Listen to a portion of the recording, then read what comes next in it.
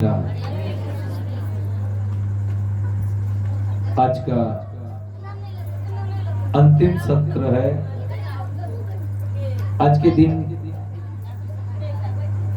दो कथा होगी आपके समक्ष। सभी माता से प्रार्थना करता हूं, कृपया अगर आपको बोलना है तो कल से आप लोग को बहुत छूट है। आप लोग जितना बात करना है तो ये दलन खाली करके रखेंगे आपके लिए। तो आइए आज का सत्र प्रारंभ करते हैं महामंत्र के द्वारा। हरे कृष्णा कृष्णा कृष्णा हरे हरे, हरे राम राम राम हरे हरे। कल हम सब गजेंद्र मोक्ष की कथा सुनी थी और वह चाक्षुष मनवंतर के बाद तामस मनवंतर आया।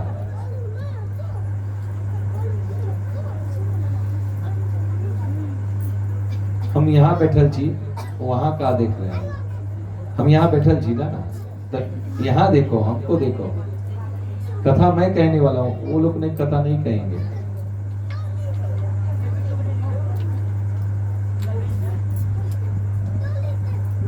और भगवान आए और ग्रह का उद्धार किया और गजेंद्र को मोक्ष मिला। लेकिन मोक्ष पाने के लिए गजेंद्र ने कुछ किया। क्या किया था? क्या किया था? भगवान से प्रार्थना की थी, हे गोविंद हे गोपाल, अब तो जीवन हार गया मैं, अब मेरी रक्षा कीजिए। हम सब भक्त गाते हैं ये, लेकिन मुझे तो लगता है आप लोग को आवश्यकता नहीं है।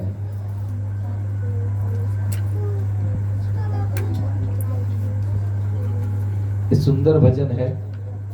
अगर जिस किसी को चाहिए, रोज गाना चाहिए इस भजन को भगवान के सामने।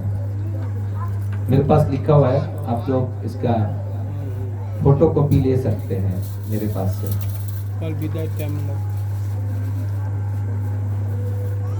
अब राजा परीक्षित सुत गोस्वामी से प्रश्न कर रहे हैं, लेकिन वो प्रश्न करे उसके पहले सुत गोस्वामी कहते हैं, राजा परीक्षित, अब मैं वो कथा सुनाऊंगा जिसमें भगवान के 3 अवतार हुए थे। तो कहा, ऐसी कौन सी कथा है? हे ब्राह्मण देवता, कृपया मुझे वह कथा सुनाइए जिससे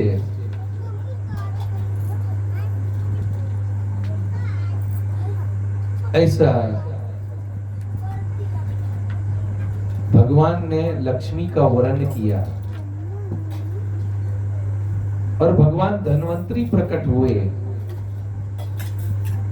बहुत सारा द्रव्य प्रकट हुआ। ऐसे समुद्र मंथन की कथा मुझे सुनाइए।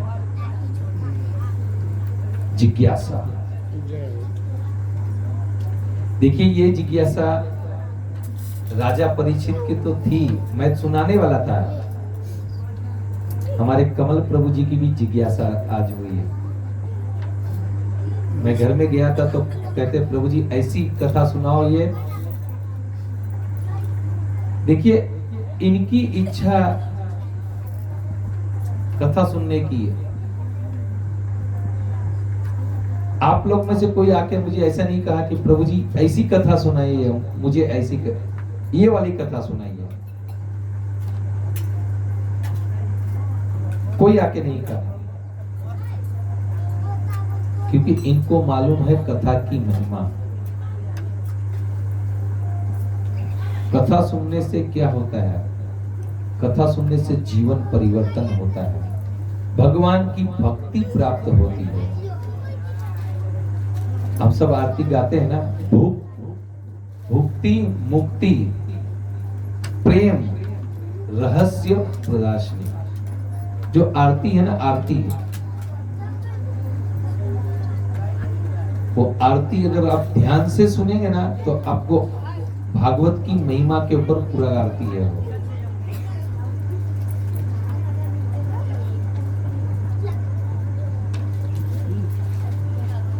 तो वही समुद्र मंथन की कथा अब राजा परीक्षित को सुखदेव गोस्वामी सुना रहे हैं। लगता है यहाँ पे घर में कोई बात नहीं करता है, यहीं पे आके सब लोग बात करते हैं।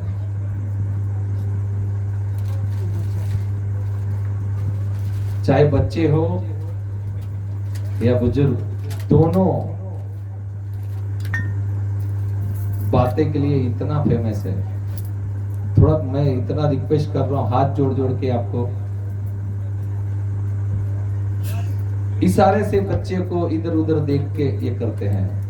मैं आपको कहता हूं, मैं डिस्टर्ब होता हूं।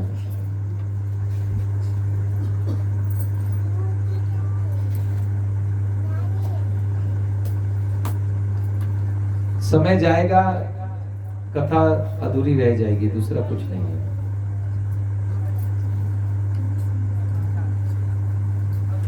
समुद्र मंथन के द्वारा लक्ष्मी जी प्रकट हुई और भगवान ने लक्ष्मी को के साथ विवाह हुआ और भगवान ने अपने वृक्ष स्थल पे रखा लक्ष्मी जी को।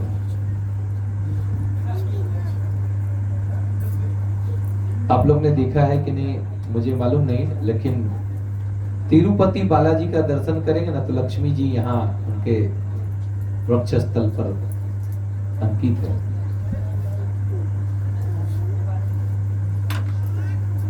और चौथा मनु की कल में आप सबको कथा सुनाया, तामस मनवंतर की कथा। अब तामस मनवंतर का चक्षुष उसका भाई रेवत मनवंतर, और ये रेवत मनवंतर में समुद्र मंथन हुआ था। लेकिन समुद्र मंथन करने की आवश्यकता क्यों पड़ी? राजा परीक्षित का प्रश्न।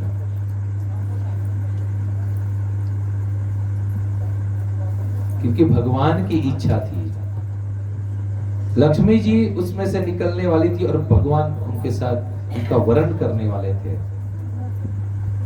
और 10 वस्तुएं उसमें से निकली, आगे कथा में आएगा। अंतिम निकला भगवान धन्वंतरी अमृत लेके प्रकट हुए। तो इसी समुद्र मंथन की मैं आप सबको कथा सुनाऊंगा। सुत गोस्वामी 88,000 ऋषि मुनियों को संबोधित करते हुए कहते हैं कि जब दुर्वासा ऋषि के श्राप से पूरा ब्रह्मांड देवताओं से खाली हो गया और सब लोग भागकर गए क्षीर सागर के तट पर, जहां भगवान शेषनाग पर शयन कर रहे थे, सब लोग पहुंचे और भगवान से सहायता मांगी। तो भगवान ने क्या कहा, जाके असुरों के साथ मित्रता करो। तो देवता कहते हैं, क्या प्रभु आप मजाक कर रहे हो?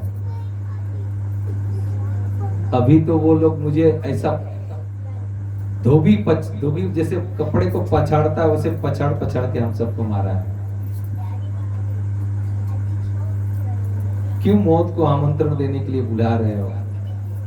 देवता स्वर्ग में से कमी हो जाएंगे? नहीं, आप जाइए। गए असुरों के मुख्य प्रधान बलि महाराज, सब देवताओं गए, है तो भाई दोनों। एक अदिति के गर्भ से देवताओं का जन्म हुआ और दीति के गर्भ से असुरों का जन्म हुआ। एक ही पिता के सारे पुत्र हैं, सूर और असुर। अब बलि महाराज के पास सभी देवता असुर बैठे थे। देवता गए वहां पे, कहा भगवान की आज्ञा है, समुद्र मंथन का हम सब प्रस्ताव लेकर आए हैं। तो कहा हमें आवश्यकता नहीं है, आप चले जाइए। ये लोग आए मुंह लटका कर भगवान के पास, कहा प्रभु वो लोग ने तो रिजेक्ट कर दिया, ना बोल दिया सीधा, हमें कोई आवश्यकता नहीं है समुद्र मंथन करने की, हम ऐसे ही खुश हैं। तो भगवान ने कहा जाइए उसे कहिए इसमें से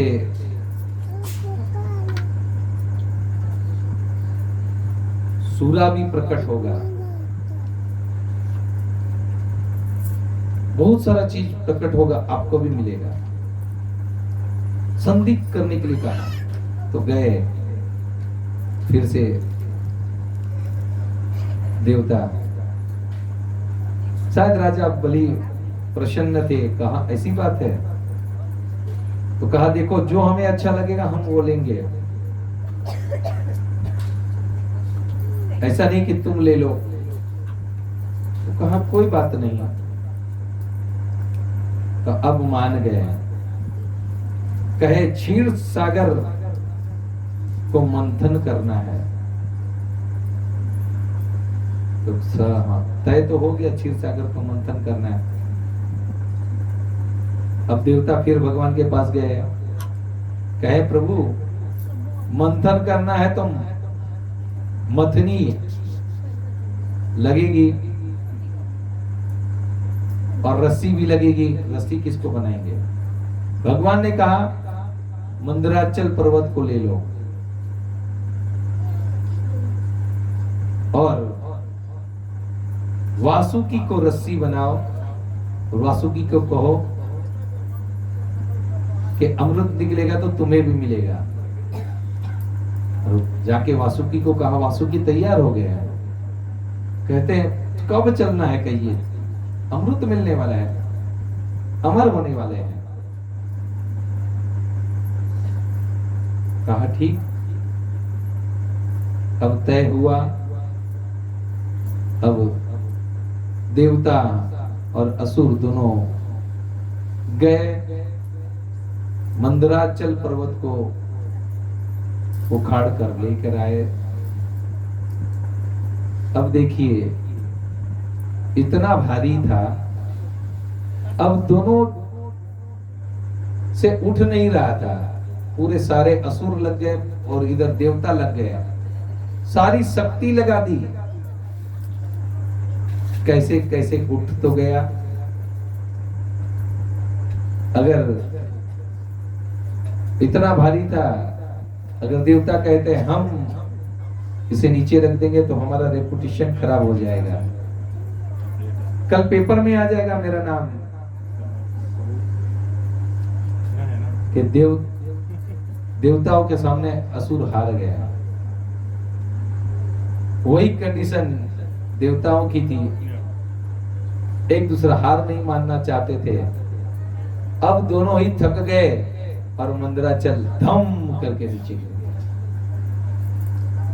सारे देवता और असुर एकदम सिलबट्टे में चटनी कैसे पीसते हैं उसे चटनी हो गए, सारे साफ हो गए, नीचे दब के।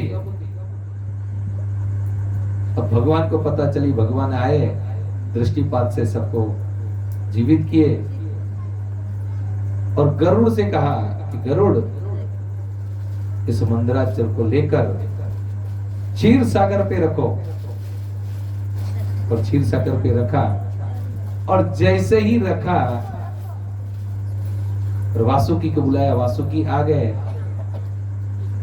और जैसे ही पर्वत को रखा पर्वत गिर गया नीचे। अब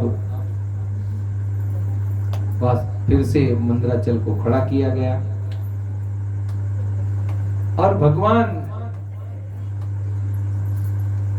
वहां पर कश्यप रूप में यानी कछुए के का अवतार लेकर भगवान वहां पहुंच गए और भगवान नीचे गए मंदराचल पर, अपने पीठ में मंदराचल को रखवाया। शायद भगवान को खुजली होती होगी इसके लिए मंदराचल रखवा दिया और कहा अब प्रारंभ करो। तब भी हिल रहा था। उसके बाद भगवान अजीत प्रकट हुए और ऊपर बैठ गए।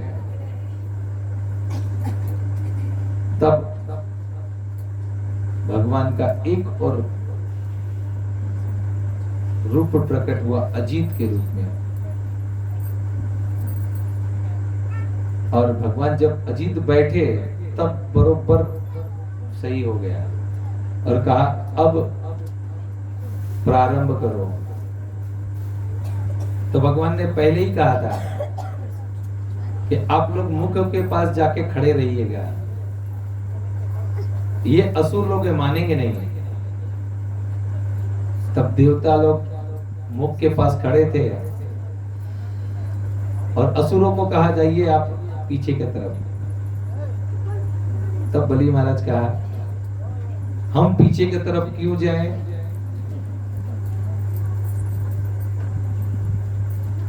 अब वासुकी का पिछवाड़ा हम लोग को दोगे? हम लोग इतने गिरे हुए हैं, नहीं करना है, रिजेक्ट। नहीं नहीं नहीं, नहीं। प्रभु आप लोग इधर आ जाइए, हम लोग चले जाते हैं।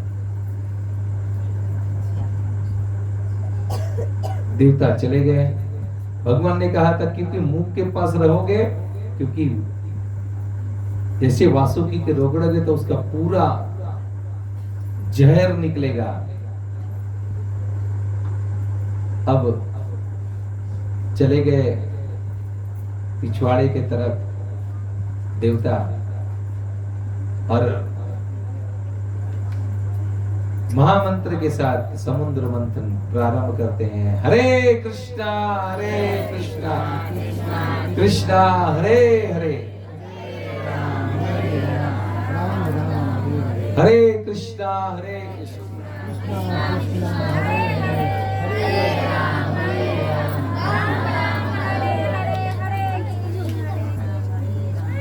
अब समुद्र मंथन प्रारंभ होता है।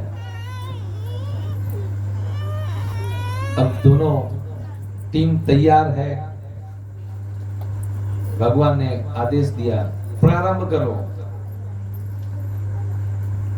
अब दोनों चालू किया और चालू करते ही पूरा विष निकला वासुकी के मुंह से, जिससे देवता हो गए काले, आग, क्षमा कीजिएगा, आग निकला, क्योंकि रगड़ेंगे तो आग निकलेगा। आग निकला और सारे हो गए काले। इसके लिए जितने असुर थे सारे काले थे।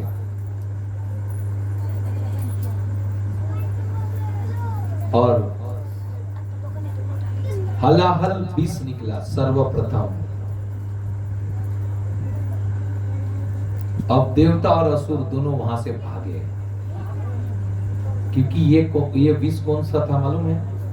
इसका नाम क्या? कालकूट। जो कौन लगा के आई थी? पूतना अपने स्तन पर लगा के आई थी। यही कालकूट नाम का विष था। अब विष निकला, भगवान ने आदेश दिया भोलेनाथ जी को, महाराज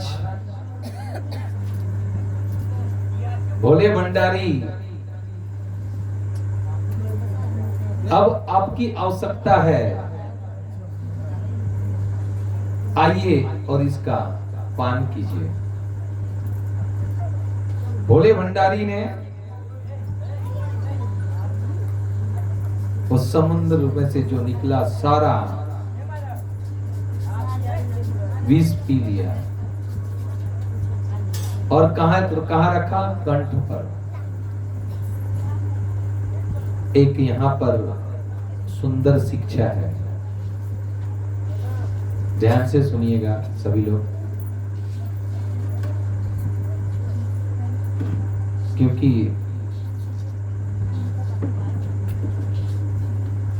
कहते हैं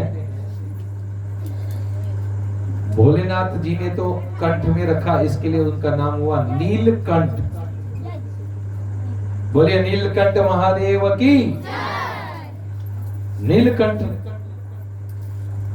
भगवान ने नाम दिया, नीलकंठ।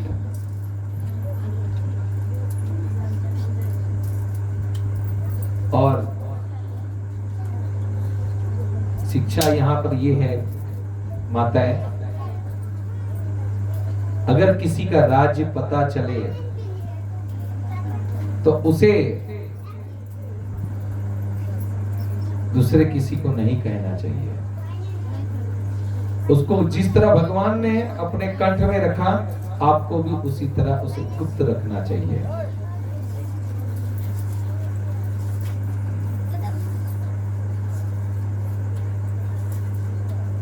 क्योंकि यहां पर भगवान का आदेश था। भोलेनाथ जी ने अपने कंठ में रखा और नीलकंठ नाम हो गया। अब समुद्र मंथन आगे प्रारंभ होता है। अब समुद्र मंथन सारा कालकूट निकल गया। अब फिर से देवता और असुर दोनों मंथन करने के लिए आए और मंथन प्रारंभ हुआ। और मंथन में दूसरा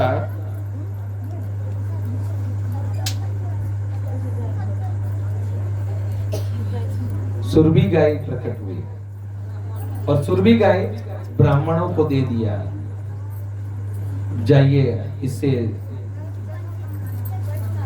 दूध, उसके बाद दही आपके लिए, जिससे आप घी बनाकर आप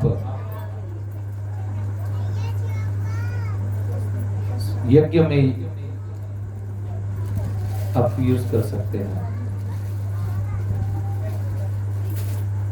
वो गाय दिया, सुरभि गाय। अब ब्राह्मण प्रसन्न हो गए। अब तीसरा निकला उच्च सवास नाम का घोड़ा। ये अश्व निकला और अश्व बलि महाराज ने ले लिया। फिर से मंथन प्रारंभ हुआ और चौथे में निकला ऐरावत हाथी। ऐरावत हाथी, और ये भगवान ने अपने पास रखा। उसके बाद फिर से मंथन प्रारंभ हुआ और पांचवा प्रकट हुआ कौस्तुभ मणि, जो भगवान ने अपने वक्षस्थल पर रखा। और मंथन आगे प्रारंभ हुआ और उसके बाद पांचवा हुआ पारिजात फूल प्रकट हुआ। पारिजात फूल मालूम है ना, सफेद कलर का फूल होता है। ये समुद्र मंथन से प्रकट हुआ और ब्रह्मांड की सुंदर स्त्रियां एवं अप्सराएं उसमें से प्रकट हुई। और जो सातवां है उसमें लक्ष्मी जी प्रकट हुई। और लक्ष्मी जी प्रकट होकर आए और बाहर आई। सब देवता अलर्ट हो गए, कहा अब। और बलि महाराज ने कहा लाइन में लग जाओ सभी लोग। जिस तरह मैरिज ब्यूरो में जाते हैं ना, अगर एक कैंडिडेट एक लड़कियां होगी तो उसमें बहुत सारे लड़के होंगे, तो वो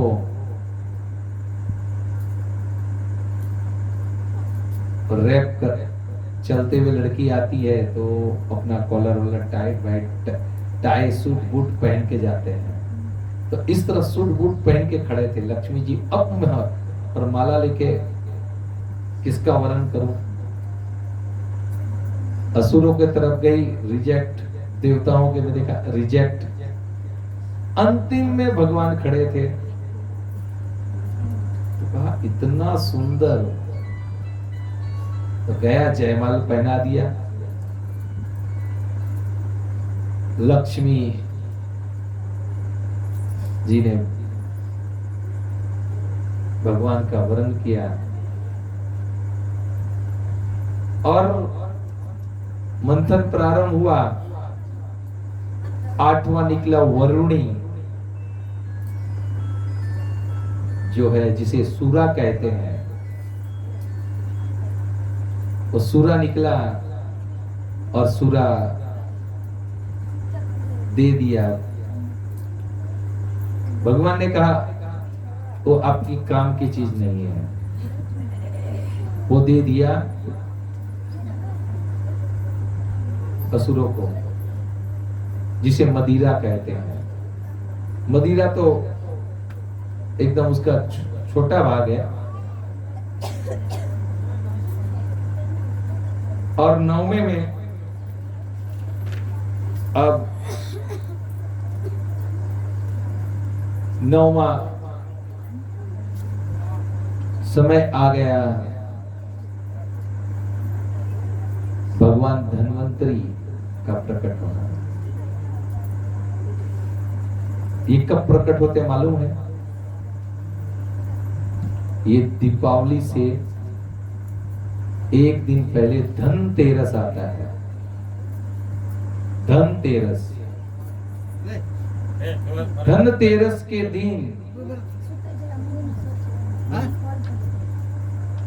भगवान धन्वंतरी के रूप में अमृत का कुंभ लेकर प्रकट हुए। बोलिए भगवान धन्वंतरी की जय।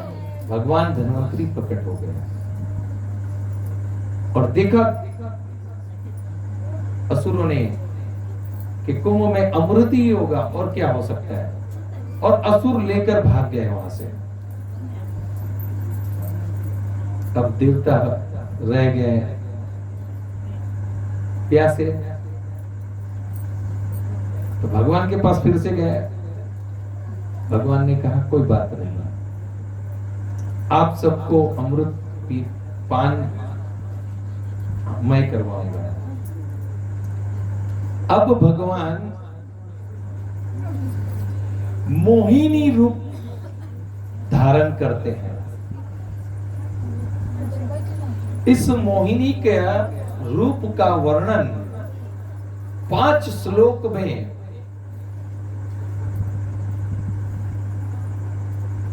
सुखदेव गोस्वामी करते हैं।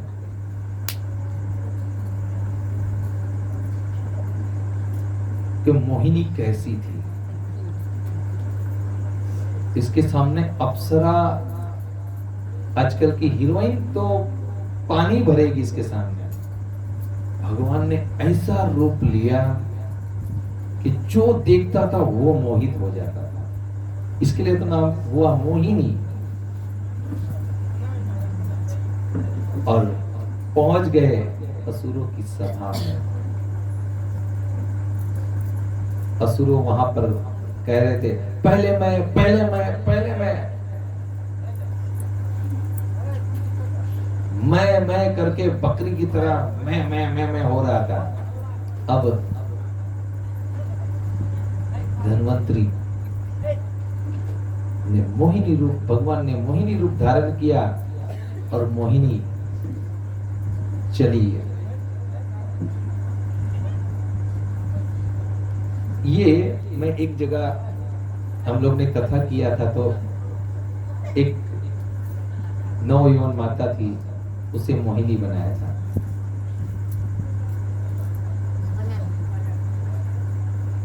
भगवान आए मोहिनी रूप लेके।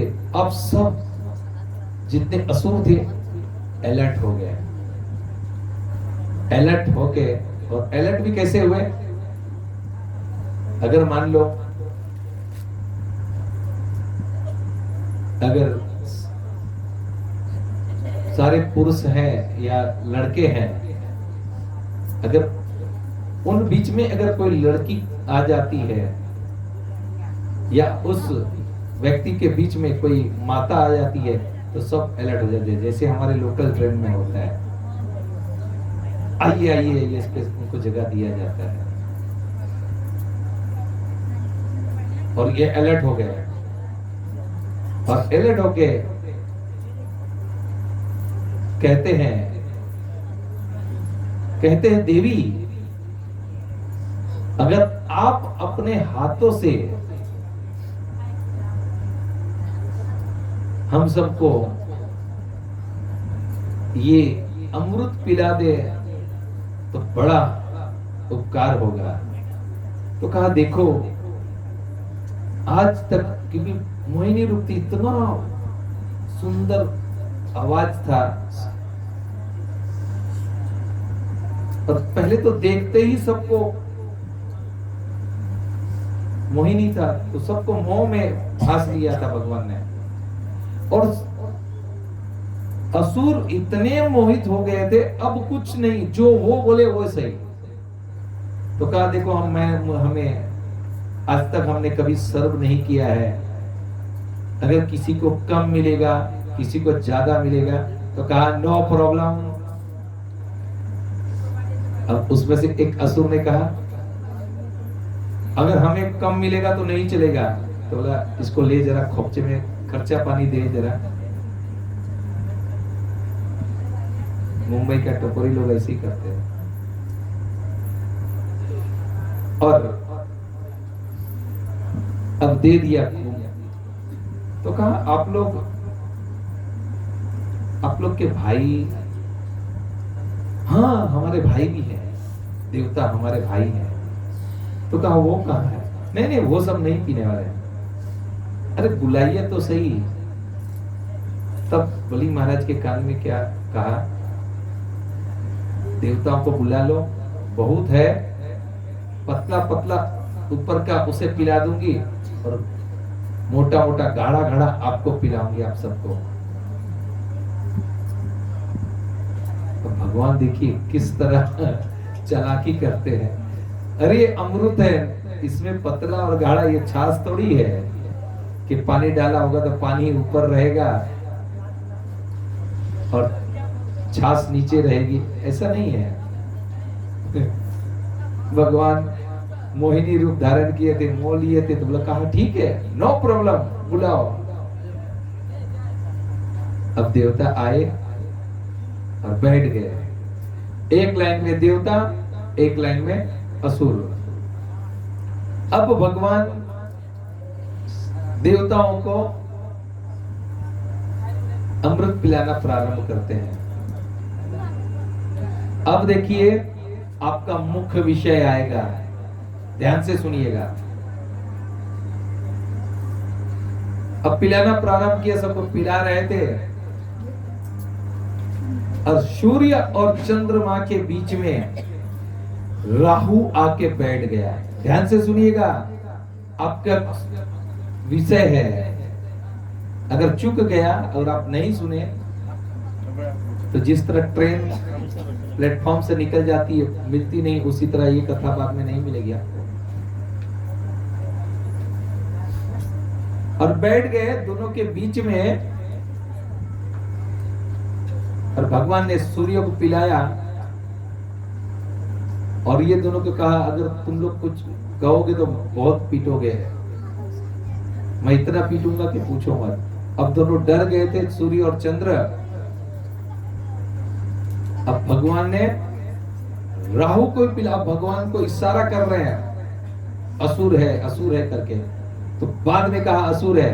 और जैसे ही वो मुंह में डाल चुका था और भगवान सुदर्शन निकाल के उसको मार दिया। आपको मालूम है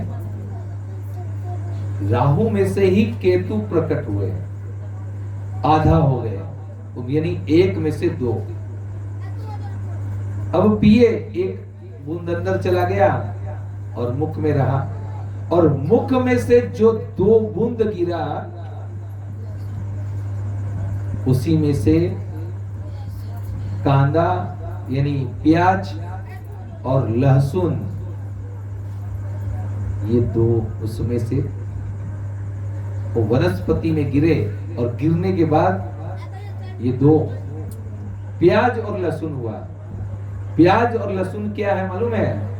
ये असुरों का उच्चिष्ट है, यानी जूठा है।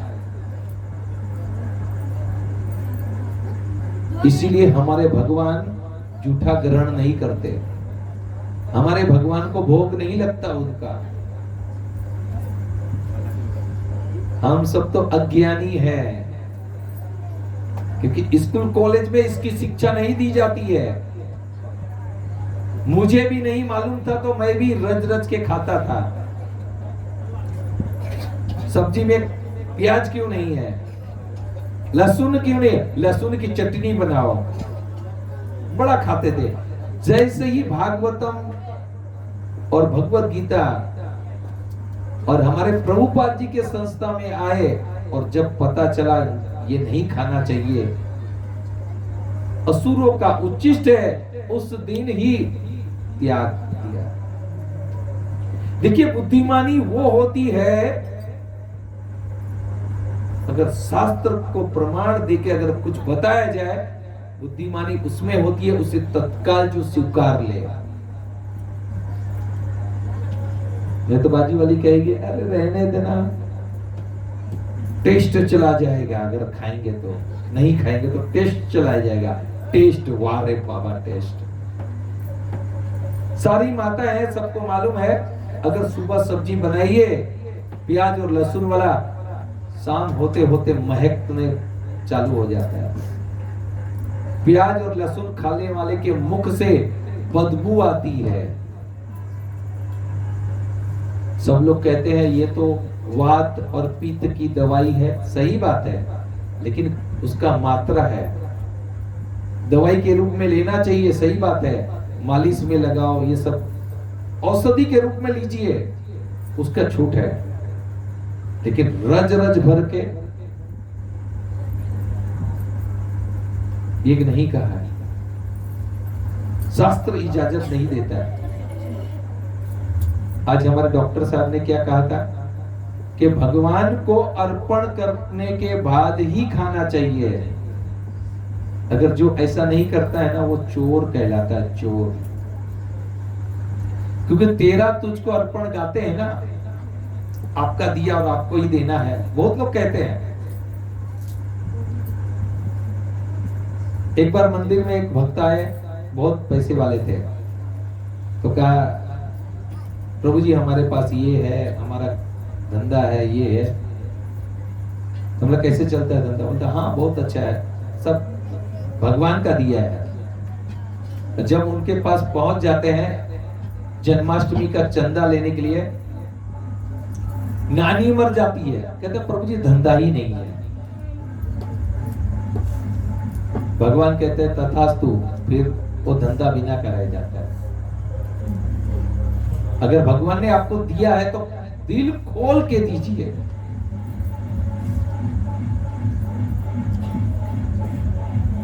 क्योंकि एक कवि ने कहा है, मेरा नहीं है, मेरे को मैं क्या कहूंगा, मुझे तो ज्ञान ही नहीं है, मैं मूर्ख हूं। चाहे कितने कमा लो हीरे मोती, कितना धन कमा लो, हीरे मोती कमा लो, लेकिन कफन में जेब नहीं होती।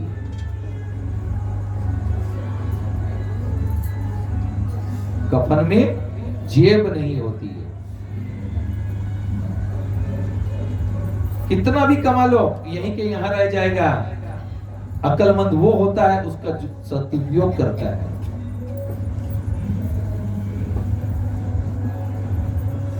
भगवान ने दिया है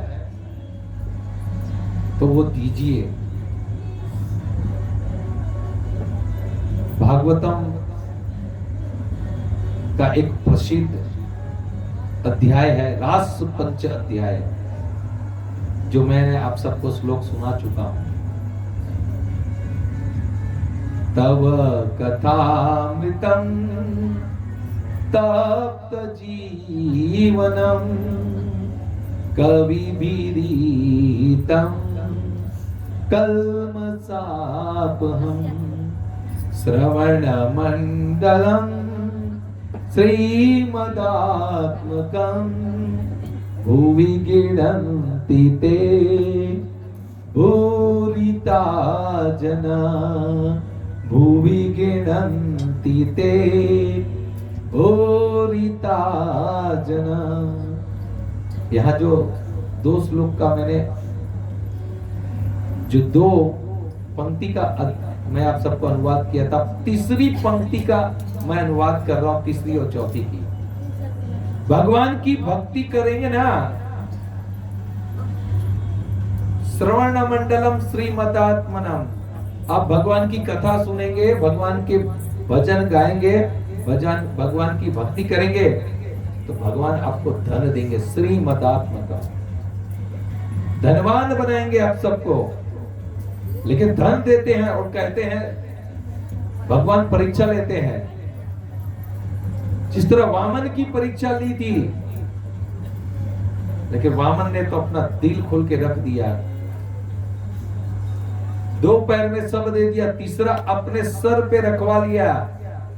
जब धन देते हैं ना, अब जो अंतिम पंक्ति कहते हैं, भूवि गृह्णन्ति ते भूरिता जना। अब भूरिता जना कौन? जो कथा का दान करता है,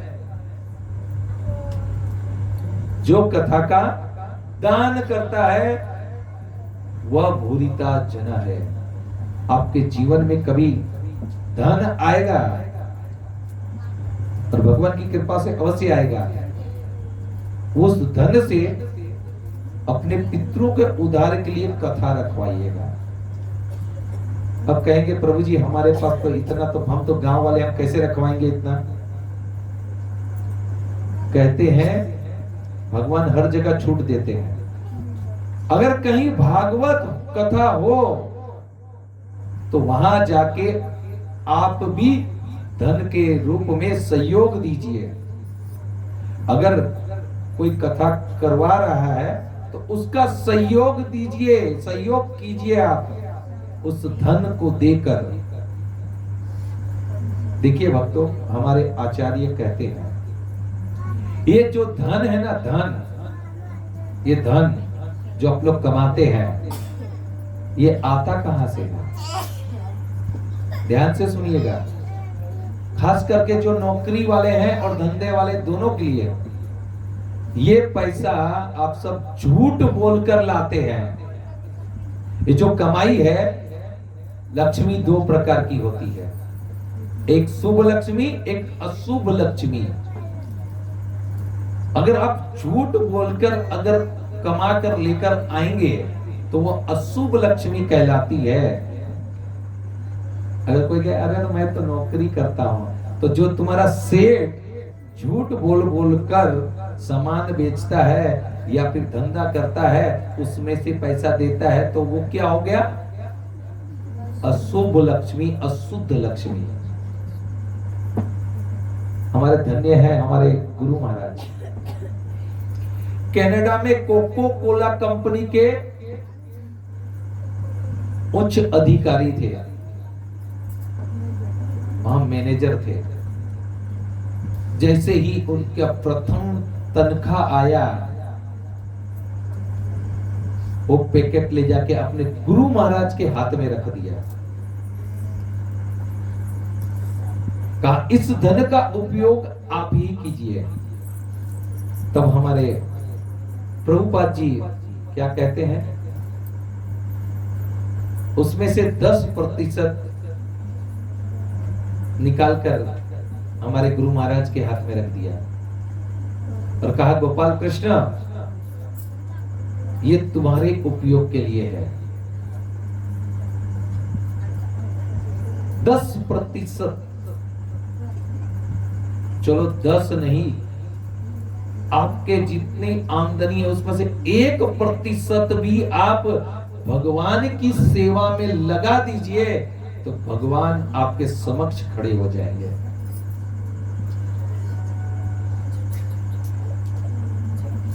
अगर नहीं देते हैं तो वो अशुद्ध लक्ष्मी घर पे आएंगी। देखिए भगवान देते हैं तो छप्पर फाड़ के देते हैं, और लेते हैं तो थप्पड़ मार के लेते हैं। चाहे आप इस तरह दीजिए या फिर हॉस्पिटल में, कोर्ट कचहरी में, आपको डॉक्टर के पास, कोर्ट कचहरी में, और कई जगह कोई लूट के लेकर चला जाता है, कोई दारू पी के कोई अय्यासी करता है, ऐसे ही पैसा यूज होता है उसका। घर में शांति नहीं रहती है। इसीलिए हमारे जो प्रभु जी, मैं डॉक्टर क्यों कहता हूं, क्योंकि ये दवाई देते हैं। मैं जो इंजेक्शन नहीं दे सकता हूं तो फट से इंजेक्शन दे देते हैं। और आज तो सबको गोलोक जाने का टिकट दिया है सबने। देखो टिकट मिला है, कंफर्म नहीं हुआ है। देखिए कितने लोग ने माला उठाए, हाथ ऊंचा कीजिए। आज कितने लोग ने पासपोर्ट लिया है? वाह, बहुत बहुत धन्यवाद है। आपकी टिकट निकल चुकी है। ब्रह्मा जी आपके लिए, आप जब जाएंगे ऊपर, आरती तैयार करके रख दिए। कल ये हरिनाम जपेगा या जपा है। लेकिन देखिए इसका फल है, आपको गोलोक तक ले जाएंगे। लेकिन अगर आप, टिकट तो मिला है, कंफर्म तब होगा जो आपने प्रतिज्ञा किया है उसका पालन करेंगे तब। देखिए यही भक्ति है, भगवान का नाम लेना, और भगवान को जो भी खाते हैं अर्पण कीजिए, कांदा लहसुन के सिवाय। प्याज लहसुन मांसाहार नहीं होना चाहिए। वो भगवान को अर्पण कीजिए और खाइए। देखिए आपके घर में शुभ लक्ष्मी आएगी, क्योंकि आप जो कमा रहे हैं आप उसको वही बना के भगवान को दे रहे हैं। अगर आप नहीं कमाएंगे, धन नहीं कमाएंगे, तो अनाज कहां से आएगा? तो वही अनाज आपका जो परिश्रम किया हुआ पैसे से भगवान को अर्पण करेंगे, तब कहलाता है तेरा तुझको अर्पण। भगवान ने दिया है तो अर्पण करो। भगवान उसमें से एक भी चीज नहीं निकालते हैं, एक दाना भी कम नहीं होता है, खाली उसमें से पाप निकाल देते हैं। देखो पाप है ना, अब बोलेंगे अरे प्रभु जी प्रसाद में कौन, अभी जो बनता है खाने में कौन सा पाप है? अब मैं गिनाता हूं पाप। आप जाइए किसी मुस्लिम के पास बैठिए, आप कहेंगे बड़े होशियारी से मांसाहार नहीं खाना चाहिए, तो कहा अच्छा, ये जो आप सब्जी खाते हो, वो वृक्ष को काट के लेकर आते हो, वृक्ष को काटना पाप नहीं है? मैं एक मुसलमान के पास बैठा था, वो मुसलमान ने ऐसे ही प्रश्न किया, पाप नहीं है? झूठ बोलना पाप नहीं है? इसमें से कोई ऐसा नहीं बैठा होगा जिसने जिंदगी में झूठ नहीं बोला होगा। एक शायर ने लिखा है, कर्म है बुरे बुरे और तुम, ताली मत बजाइए, स्वर्ग जाने की बात करते हो, बोया पेड़ बबूल का और तुम हापुस आम खाने की बात करते हो। सोचिए, जब मैं छोटा, मेरे को ज्ञान नहीं था, तो मैं परीक्षा के बाद रोज जाता था हनुमान जी के मंदिर में, दुर्गा माई के मंदिर में, गणपति जी के मंदिर में, शनि महाराज के मंदिर में, सरस्वती माता के मंदिर में, हमारे गांव में जितने मंदिर तो सब में जाता था और मत्था टेक के आता था और कहता था कि 2 लड्डू चढ़ाऊंगा, मुझे पास कर देना, 2 पेड़ा चढ़ाऊंगा, पास कर देना। भोलेनाथ जी को कहता था 2 नहीं, मेरी इतनी कैपेसिटी नहीं है, पापा से पैसा मांग के 1 नारियल अवश्य फोड़ूंगा।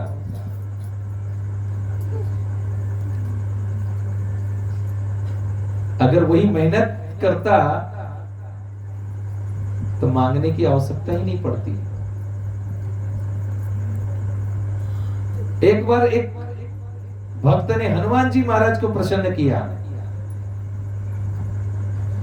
और प्रसन्न करके कहता है, प्रभु मेरी शादी नहीं हो रही है, शादी करवा दीजिए। हनुमान जी ने कहा, मेरा गधा कहां, लाओ इसके सर पे मारूं। तो मांगना किससे क्या मांगना है? अरे अनिष्टिक ब्रह्मचारी है, उससे मांग रहा है। मैंने देखा है मुंबई में, भोलेनाथ जी के पास जाते हैं, बेलपत्र चढ़ाते हैं, दूध ये करते हैं। एक माता जी नंदी के पास गए, मैं वहां बैठा था, नंदी जी से कहती है, नंदी जी हमारे बिटिया का विवाह नहीं हो रहा, करवा दो ना, 2 नारियल चढ़ाऊंगी। प्रभु हमारे लड़के को अच्छा पगार मिल जाए,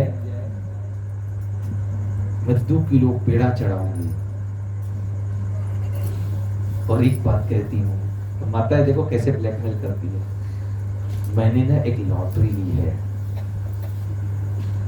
1 लाख की है, वो लगा दो तो मैं अच्छे वाले घी का 100 ग्राम आपको लड्डू चढ़ाऊंगी। 1 लाख रुपया अगर वो आपकी लॉटरी लगा दे तो वही भगवान आपकी 100 ग्राम लड्डू में कितना, 100 ग्राम लड्डू का वजन कितना होता है? 2 या 3 लड्डू या 4 लड्डू, तो 4 लड्डू के लिए आपको 1 लाख रुपया देंगे और आप उसे 100 रुपए का लड्डू देंगे। सौदेबाजी करते हैं हम सब जगह जाके, भगवान को भी नहीं छोड़ते सौदेबाजी में। सोचो, हमको ये देंगे तो करूंगा। अभी दुर्गा माई के मंदिर में गया था मैं, वहां पे एक मैया अपने मस्तक ऐसे पटक पटक पटक पटक, मैया हमारा हमारे बिटिया को एक ठो लड़का दे दो, एक संतान दे दो, एक संतान दे, मुंडन यही कराऊंगी। अरे तुम्हारे मुंडन के लिए वो लड़के देगी? मुंडन यही कराऊंगी। आपके मैथिली भाषा में बोल रही थी, मैं तो समझ गया लेकिन मैं बोल नहीं पा रहा हूं। सोचो। और हाँ, कह रही थी 2 तो खस्सी कटवाऊंगी। बोलो। और खस्सी कटवाने के बाद तो वही खाएगी। देखिए ध्यान से सुनिएगा, ये देवी माँ जो है वो परम वैष्णवी है, वो कभी बलि नहीं मांगती है। ये आपका बनाया हुआ मन गणन है। बलि देना है तो सात्विक बलि जो होता है वो होता है नारियल।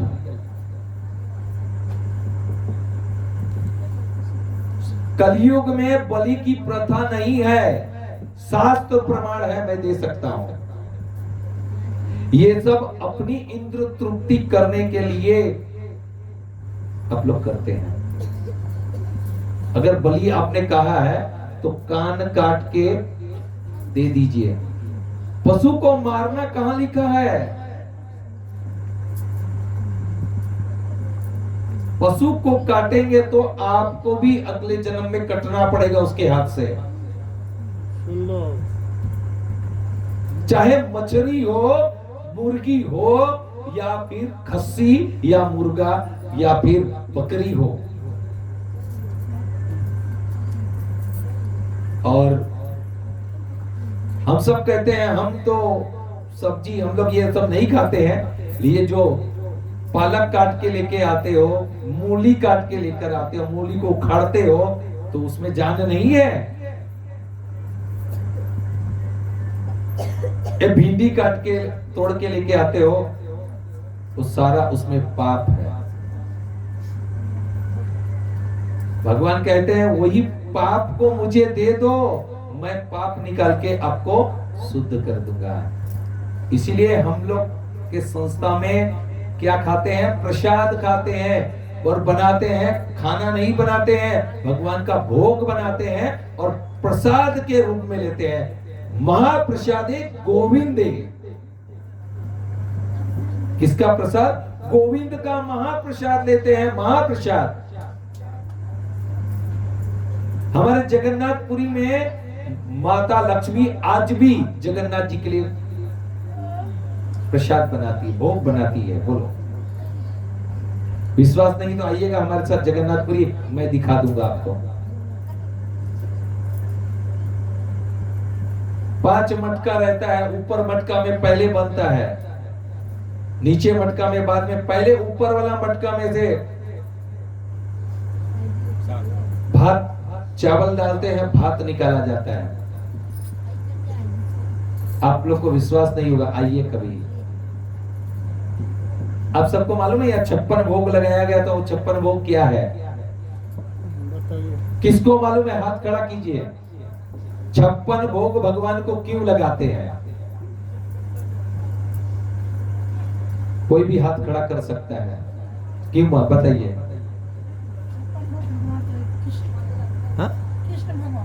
हाँ, तो कृष्ण भगवान को क्यों लगाते हैं? कारण क्या है? 56 भोग क्यों? 1-2 भोग क्यों नहीं लगा सकते? 56 ही क्यों? इन्होंने कथा सुनी क्या? बताइए बताइए। भगवान को खुश करना नहीं, खुश तो भगवान ऐसे भी रखे चढ़ाएंगे तो खुश होंगे, क्योंकि तो भगवान को खुश करना तो पत्रम पुष्पम फलम तोयम, उसमें भगवान प्रसन्न हो जाएंगे। 56 ही क्यों? बताइए। अब मैं बताता हूं, सुन लीजिए, ध्यान से सुनिएगा। जब भगवान ने गिरिराज गोवर्धन उठाया था अपनी इस उंगली में, छोटी वाली उंगली से, कितने दिन तक उठाया था? 7 दिन 7 रात। और भगवान को भोग कितनी बार लगता है? 8 बार। 8 सत्ता कितना होता है? 56 होता है, 8 7 56। आपका गणित कम लगता है, कमजोर लगता है।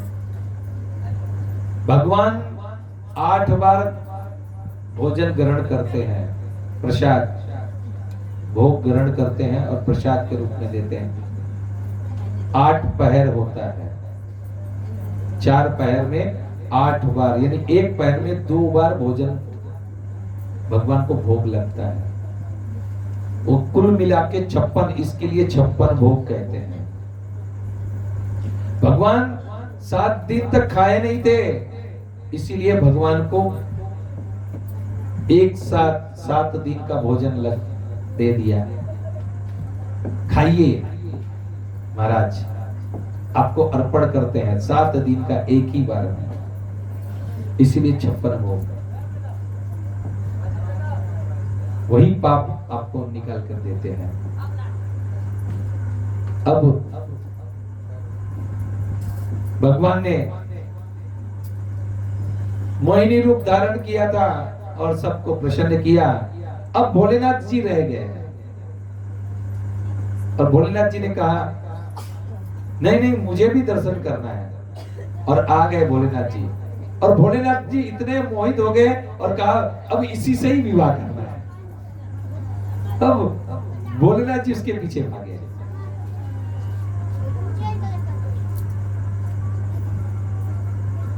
ये था भगवान के समुद्र मंथन की कथा।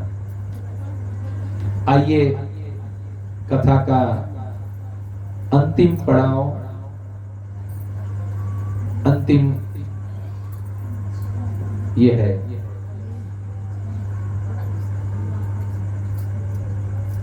अब भगवान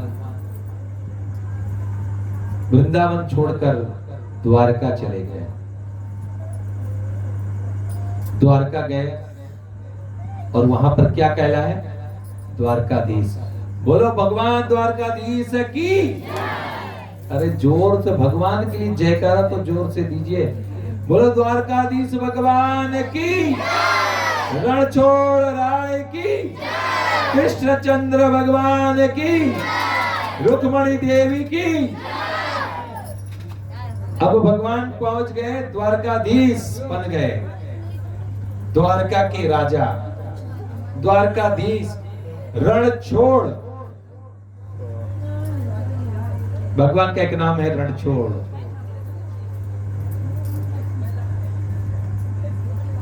और जब भगवान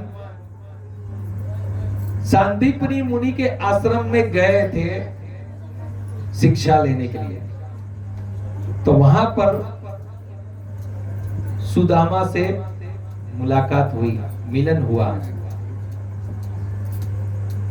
और ये सुदामा के साथ मित्रता हुई।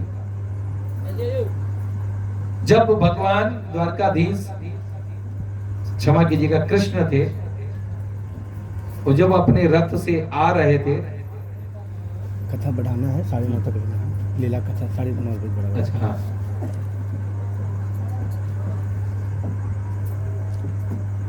तो रास्ते में उन्होंने देखा कि एक उनका जैसे सपाटी पढ़ने के लिए जा रहा होगा, तो बेचारा चलते चलते थक गया था और पैर में छाले पड़ गए थे। तो सारथिकी को कहा रुको, इसे भी रथ में बैठा लो। भगवान के अंदर करुणा भारी, बहुत भरी हुई है। भगवान ने अपने रथ में उसे बैठा लिया अपने साथ में, और संदीपनी मुनि के आश्रम में गए। दोनों की मित्रता हो गई। एक बार गुरु माई ने कहा कि सुदामा और कृष्ण आप जाओ जंगल से लकड़ी काट के लेकर आओ। तो कहा ठीक है मैया। और गुरु माई ने कुछ चने दिए थे सुदामा के पास, पोटली में बांध कर लेकर गए थे, कहीं भूख लगी तो खा लेना। अब गए जंगल में, लकड़ी काटे, बारिश हो गई और बारिश में विलंब हो गया और विलंब, अब भगवान को लगी भूख। उसके पहले सुदामा ने बिना पूछे ही चटकार गया, बिना भगवान को दिए खा गए। ध्यान से सुनिएगा भक्तों। और यही चना खाने से उसके जीवन में दरिद्रता आई। भगवान को बिना दिए खाएंगे, घर में दरिद्रता अवश्य आएगी। इसीलिए कहते हैं ना, ले जब देने वाला देता है छप्पर फाड़ के, और लेने वाला क्या कर, जब अगर भगवान लेना चाहे ना तो थप्पड़ मार के कैसे भी लेंगे।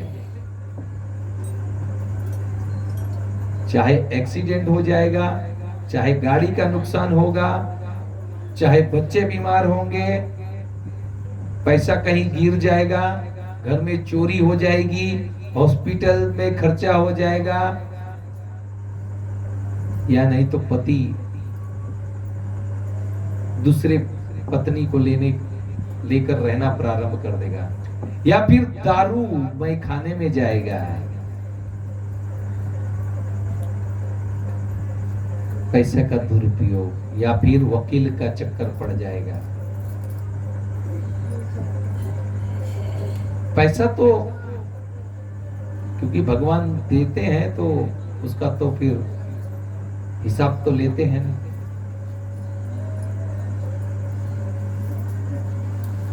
और यही सुदामा अब बड़े हुए, दोनों की शिक्षा पूरी हुई, ये चले गए मथुरा, मथुरा से पहुंच गए द्वारिका।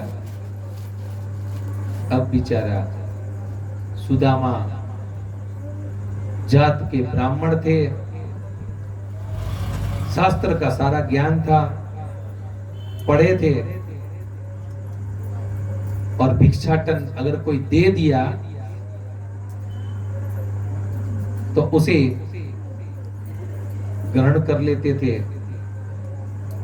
संतोषी ब्राह्मण थे, संतोषी ब्राह्मण कभी किसी के यहां लाचारी दिखाने के लिए नहीं गए हैं कि हमारे यहां नहीं बना है, कृपया हमें दे दीजिए। अपने मामा के पास, मौसा के पास, किसी के पास नहीं गए। विवाह हुआ, उसे पत्नी भी ऐसी मिली जिसका नाम था सुशीला। देखिए, जैसा नाम वैसा ही आचरण। आजकल तो ऐसा नाम रख देते हैं कि पूछो मत। एक बार मुंबई में कोई मर गया था, तो हमारे पंडित जी, जैसे पंडित जी जा रहे थे, मैं बोला भाई पंडित जी कौन मर गया? अमरनाथ मर गया। बोलो अरे वो अमरनाथ कैसे, लेकिन नाम जैसा कुछ नहीं है। हमारे साथ काम करती थी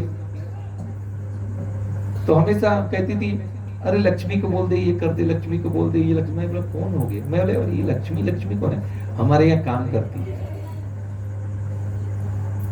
नाम रख देते हैं लक्ष्मी, लेकिन काम क्या कर रही है?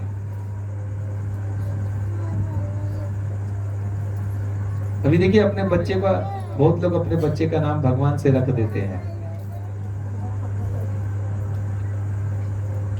अभी राम कोई रख देता है, कोई कृष्ण रख देता है, फिर बाद में उसको गरियाते हैं। सोचो, भगवान का नाम तो रख देते हैं, बाद में गाली देते हैं। सोचो,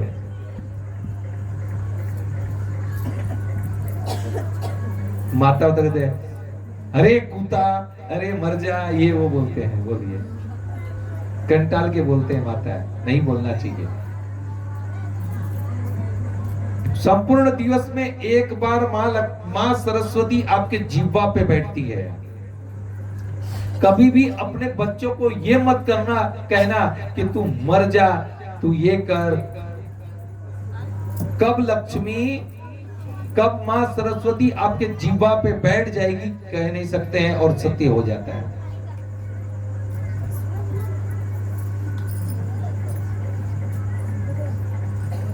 इसके लिए कहने से पूर्व अपने शब्दों को कहते ना तोल मोल के बोलना चाहिए। ये नहीं है भगवान ने मुंह दे दिया तो भचड़ भचड़ करो, बवंडर हो जाएगा।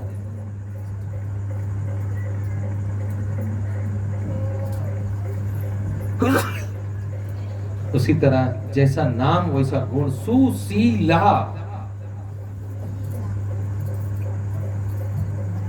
सुशील और ज्ञान से भरी, ऐसी उनकी पत्नी थी सुदामा की। समय हुआ, 3 संतान हो गए। अब एक दिन की बात,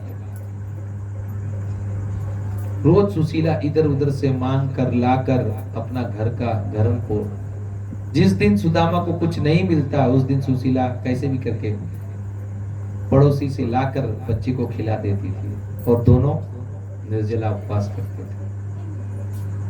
ऐसा बहुत बार सुदामा की जिंदगी में आया। भक्तों, मैं बड़ा अभिमान नहीं करता हूं, ये जो दास आपके सामने बैठा है, अभी भगवान ने मुझे भी बहुत कुछ दिया, मेरे औकात के बाहर से दिया और दे रहे हैं। लेकिन एक समय दास का भी ऐसा था कि दूसरे के उतारे हुए कपड़े पहनता था। ये दास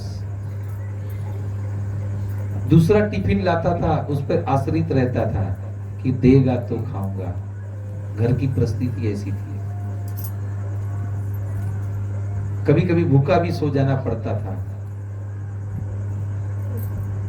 हमारी माता दूसरे के यहाँ जाके बर्तन घिस के कमा के लाती थी।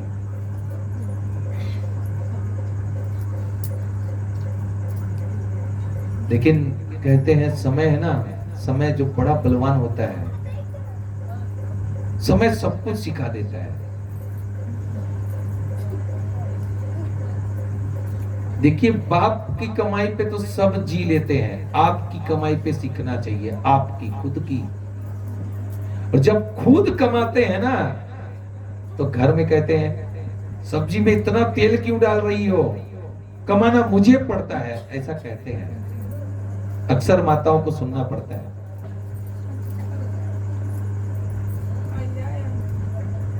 पत्नी कहती है अरे मैं एक साड़ी पहन के, वो भी हमारे भाई के यहाँ मुंडन था तभी दिया था, या हमारे भाभी का बर्थडे था तब दिया था, वो साड़ी घिस गई, एक नई साड़ी ला दो। साड़ी की क्या आवश्यकता है, अगले पगार में ले देंगे, अगले में ले देंगे। कर कसर करके अपनी जिंदगी निकालते हैं। सोचिए, इतनी जब कमाते हैं ना खुद, तो वो पैसे की कीमत पता चलती है। क्योंकि आप सबने मुंबई में बहुत लोग ने गए हैं, यहाँ पे बहुत लोग बैठे हैं मुंबई के, ट्रेन में धक्का खा के जाना पड़ता है। कुत्ते बकरी यानी पशुओं के तरह ठूस ठूस के ट्रेन में जाते हैं, उस ट्रेन में जाना चढ़ना पड़ता है। स्त्री वाला कपड़ा तो ऐसा हो जाता है कि पूछो मत। ऑफिस में कैसे कैसे करके पहुंचते हैं, लेट पहुंच गए तो सेठ की सुनना पड़ता है। फिर तनख्वाह देते समय सेठ कहते 2 दिन बाद ले लेना। वही मेहनत पसीना, जब ये पसीना पूरा ऐसे टपकाते हैं तब पैसा मिलता है मुंबई में। बहुत लोग को अरे मुंबई वाले हैं पैसा वाला, अरे मुंबई में आइए तब पता चलेगा कैसे पैसे कमाते हैं। और इस पैसे की कीमत कोरोना ने करवा दिया सबको। कोरोना में सबको पता चल गया कि पैसा कैसे कमाते हैं। पैसा नहीं आता है ना, हमारे बिल्डिंग में कोरोना में एक का मोबाइल लेने के लिए पहुंच गया। हमारा कंपनी का रूल्स है, आपने ईएमआई नहीं भरा, लाइए मोबाइल। बहुत लोग की गाड़ी खींच ली है, बहुत लोग का कहा फ्लैट बेच दो, लेकिन ईएमआई भरो। अब काम पे जाएंगे तब तनख्वाह मिलेगी। कंपनी वाले आधे तनख्वाह, भाई कैसे भी करके अपना घर का पूरा करो। हकीकत में कोरोना ने सिखा दिया सबको। हमारे गुरु महाराज क्या कहते हैं, ये कोरोना नहीं ये करुणा है। इतना अच्छा समय मिला था, मैं तो ऑनलाइन प्रचार कर रहा था। ये जो आपके सामने ऑनलाइन कथा यहां से अभी तो रिकॉर्डिंग हो रही है, लाइव भी होता है, तो मैं तो अपने घर से बैठे बैठे लाइव कथा सुनाता था सबको। मैंने कहा मैं अपना प्रचार बंद नहीं करूंगा। सब लोग कहते थे अगर कुछ पैसे की आवश्यकता हो तो सबसे ऑनलाइन पैसा मंगा के खिचड़ी बना के बेचारे जो गरीब लोग वर्कर थे उनको सेवा में लगा दिया। बेचारे खाने को तरसते थे, पैसा था कहां से खाएं, दुकान बंद। बिस्किट मिलता था, बिस्किट कितना खाएंगे जी।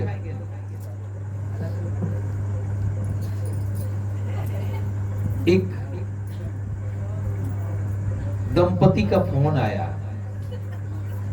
कहा हम लोग ने 7 दिन से खाया नहीं है, आपका अन्नदान महादान का मैंने देखा, किसी ने भेजा, कृपया आप हमें हमारे घर पे खाना पहुंचा दीजिए। भगवान ने दिया, बहुत पैसा है, हम लोग दोनों वृद्ध हैं, हम लोग कुछ कर नहीं सकते हैं। हमारे 4 लड़के हैं, वो बाहर रहते हैं, 7 दिन से खाया नहीं है, कैसे भी करके खाना भिजवाइए।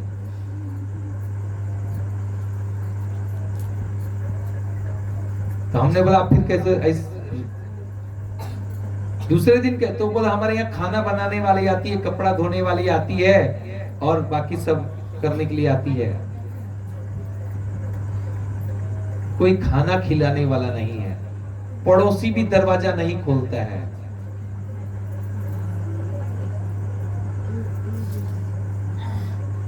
तब कैसे भी करके उनके पास वो पहुंचाया गया। उन्होंने कहा आप ये अच्छा कार्य कर रहे हो तो उसके लिए मैं इतना आपको धन देता हूं। धन बहुत है, लेकिन तब पूरे सोसाइटी से झगड़ा करके उनके पास एक उसी की रसोई वाली को उनके यहां रखवा दिया। ऐसा होता है भक्तों, समय अनुकूल हो, जैसा समय होना वैसे जीवन को जीना चाहिए। ये सुशीला यहां बता रही है। विषय आया तो मैं कह रहा हूं, बाकी मुझे कहने की कोई आवश्यकता नहीं है। अब तो रहा नहीं जा रहा था। सुशीला ने कहा आप हमेशा द्वारकाधीश की कथा सुनाते हो, कृष्ण की। कृष्ण आपके राजा हैं, द्वारकाधीश हैं, आप क्यों नहीं जाते उसके पास? कहा नहीं, कभी भी स्वार्थी नहीं होना चाहिए। अपने स्वार्थ के लिए कभी भी नहीं जाना चाहिए। वो राजा है और मैं उसके पास कुछ मांगने जाऊं, सही नहीं है। एक दिन तो बहुत कहने पर देखा, अब बच्चे बिलखना, बिलक बिलक के रो रहे हैं बच्चे, 7 दिन से कुछ खाए नहीं है। वो तरस खाकर वो सुदामा तैयार हुए, तो कहा मैं जाऊं तो क्या लेकर जाऊं, वो तो द्वारकाधीश है। तब सुशीला ने पड़ोस में गई, कहा आज अंतिम दिन मुझे चावल दे दीजिए, हमारे पति बाहर जा रहे हैं।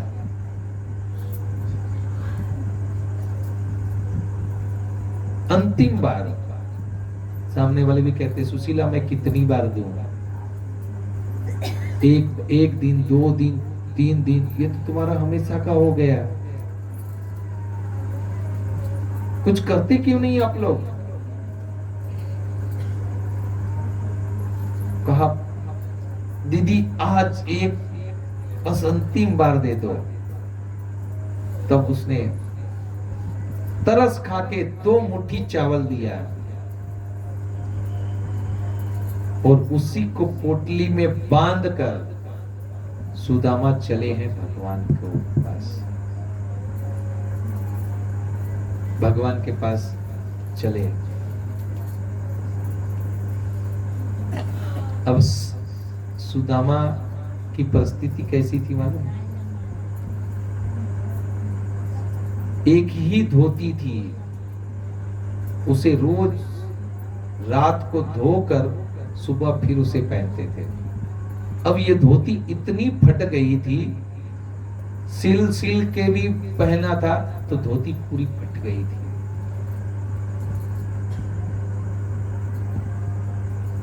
गरीबी इंसान को क्या नहीं करवा देता है।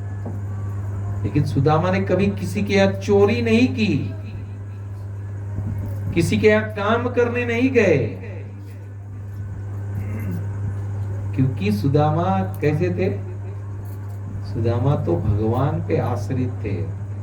अब सौंप दिया इस जीवन का है भार तुम्हारे चरणों में। आपने कभी सुना है हाथी काम पे जाता है? कल मैंने बताया था हाथी कितना खाता है, लेकिन उसको भी भगवान रोज देते हैं। चींटी से लेकर हाथी तक को दे देते हैं, बीच में हमारी गिनती होती है। हमको भगवान की बात पर विश्वास नहीं है, ये हमारी विडंबना है। हम ब्यूटी पार्लर वाली के ऊपर भरोसा करेंगे, नाई के ऊपर विश्वास करेंगे, दूध वाले के ऊपर विश्वास करेंगे, गाड़ी वाले के ऊपर विश्वास करेंगे, डॉक्टर वकील पर विश्वास करेंगे। भगवान की बात पर हमें विश्वास नहीं है, यही विडंबना है। भगवान स्वयं भगवत गीता में कहते हैं सर्वधर्म परित्यज्य मामेकं शरणं व्रज। सभी धर्मों को छोड़कर आप मेरे शरण पे आओ। मामेकं शरणं व्रज, मेरे शरण पर आओ। आगे क्या कहते हैं? अहम त्वं सर्व पापेभ्यो, मैं आपका। बहुत लोग सोचेंगे कि मैं भगवान के शरण पर जाऊंगा तो क्या मैं सन्यासी बना दिया जाएगा टकला करके। ये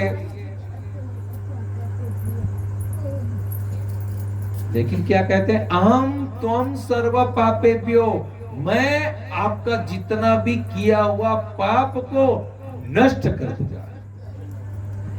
लेकिन मेरे शरण में तो आओ। कमल साहू जी ने इतना सुंदर भागवत भगवान को लेकर आए हैं यहां पे।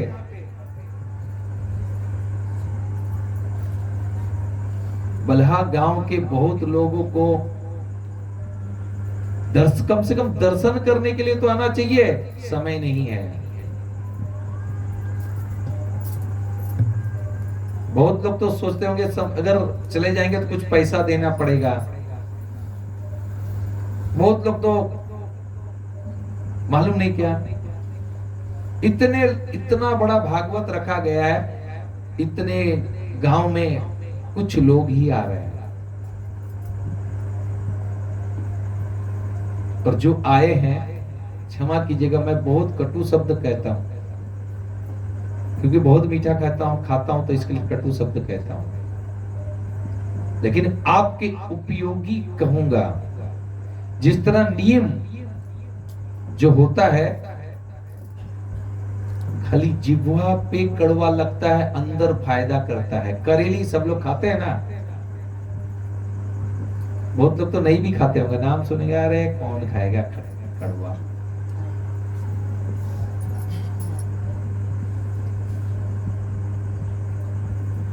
लेकिन पेट में बहुत नुकसान, मीठा खाएंगे तो नुकसान करता है, फिर भी खाते हैं लोग।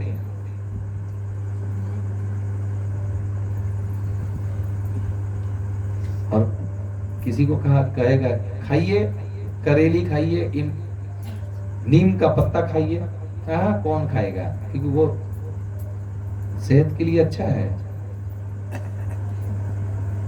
उसी तरह भक्तों, यही जीवन का सत्य है। और जितने माताएं आए हैं ना, कुछ तो कि भाई घर जैसा रिश्ता है, नहीं जाएंगे तो खराब लगेगा, उस हिसाब से आके यहाँ बैठ गए हैं। भाई भागवत हो रहा है, कुछ तो सुनाएंगे, तो चलिए चलते हैं। एक बात बता देता हूं, सत्य कहूंगा, भले आप लोग को कड़वा लगेगा,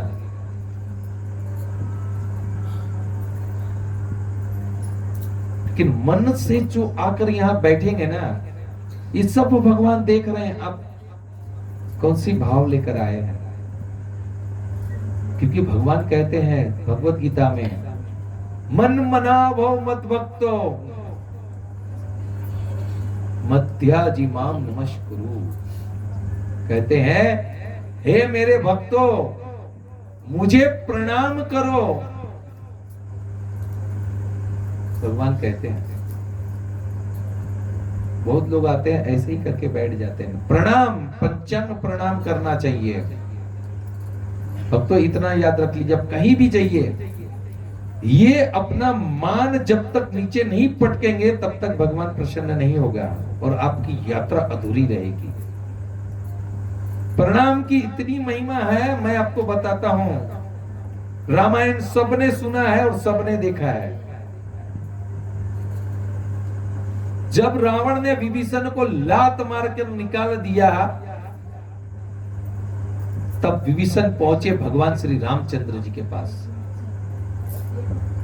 और पहुंचकर जैसे ही प्रणाम किया, भगवान ने कहा उठो लंकेश।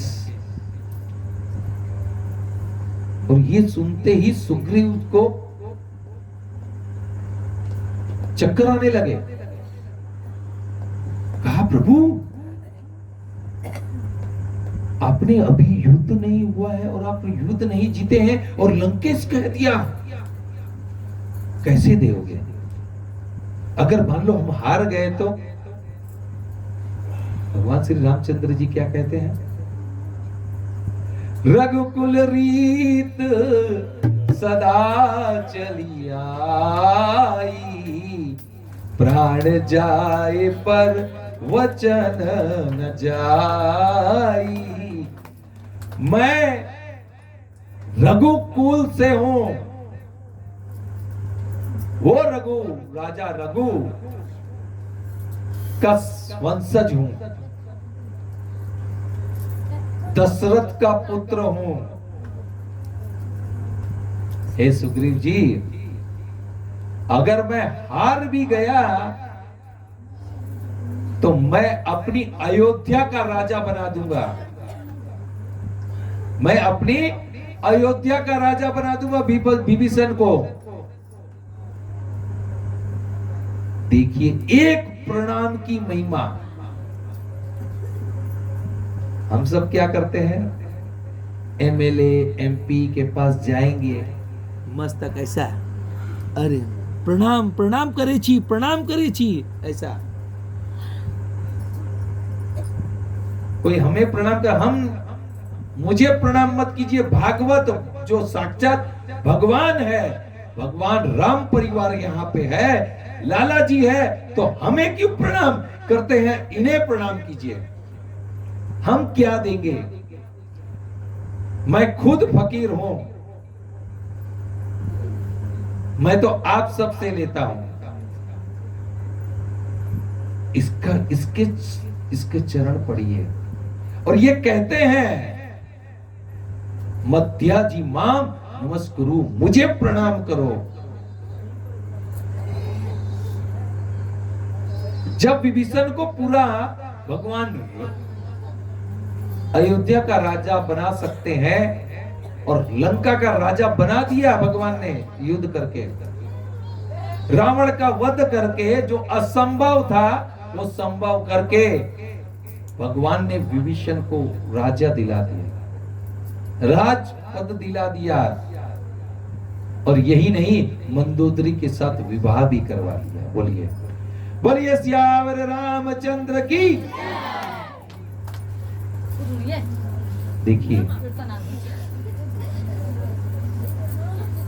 अरे ये क्या हो गया, अभी सोचिए। और कहीं मिथिलांचल की जमाई है, ये तो अपने शत्रु के भाई को जब राज दे सकते हैं, तो आपके तो जमाई है यहाँ के, तो आपको नहीं दे सकते हैं।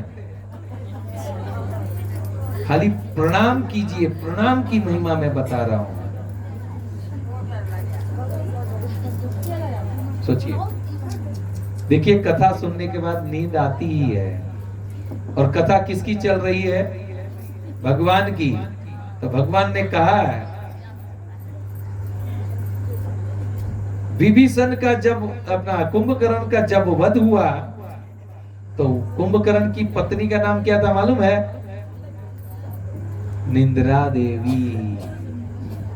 कहा प्रभु जहां आपकी कथा होगी मैं वहां आ जाऊंगी, अगर जो सतर्क नहीं रहेगा तो उसे सुला दूंगी मैं। तो निंद्रा देवी यहां भी आ चुकी है। लेकिन देखिए, एक जन सोता है ना तो दूसरे को भी नींद आती है। मैंने कहा था अगर आपका पड़ोसी अगर सो रहा है ना, तो आपको नरक में जाना पड़ेगा। मैं नहीं, ये भागवत शास्त्र कहता है, कथा में सोना यानी कंट्रोल करना चाहिए, नहीं होता है तो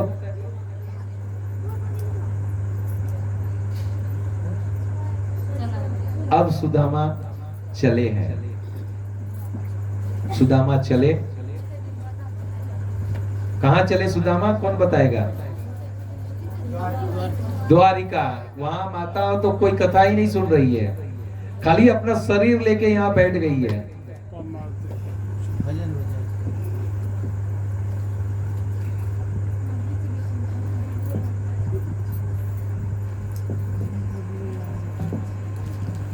जब अपना ही भागवत खोल के बैठे हैं, तो ये भागवत में कौन रस लेगा।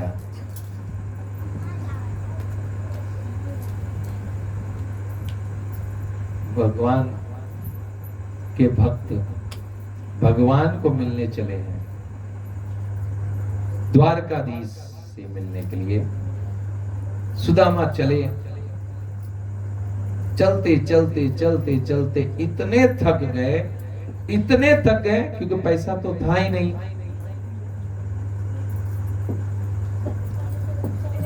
कि मैं कोई घोड़े गाड़ी करके मैं चला जाऊं,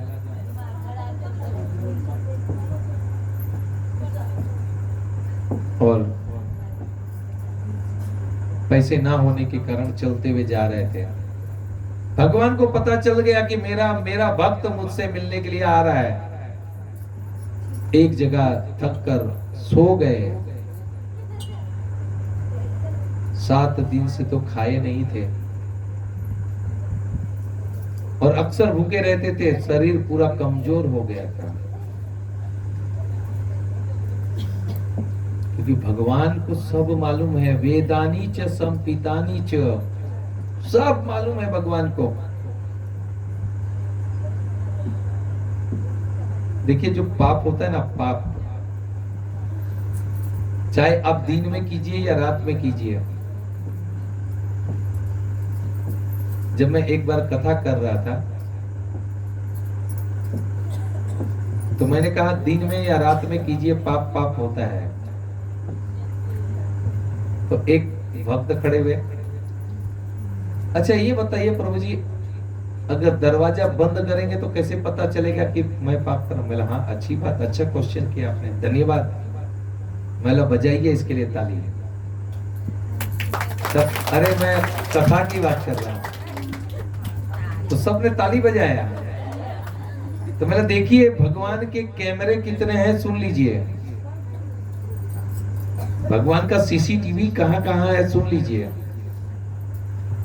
भगवान का पहले सीसीटीवी है सूर्य नारायण देव, दूसरे है चंद्र, भगवान चंद्र, और तीसरा मजबूत कैमरा है। आप कहीं भी चले जाइए, ये पंखा से क्या निकलता है? हवा। हवा के देव कौन है? पवन देव। ये भी एक कैमरा है, फोटो खींचते रहता है, पाप करता है। मैं बोला आप कमरा में बंद करके पाप करोगे,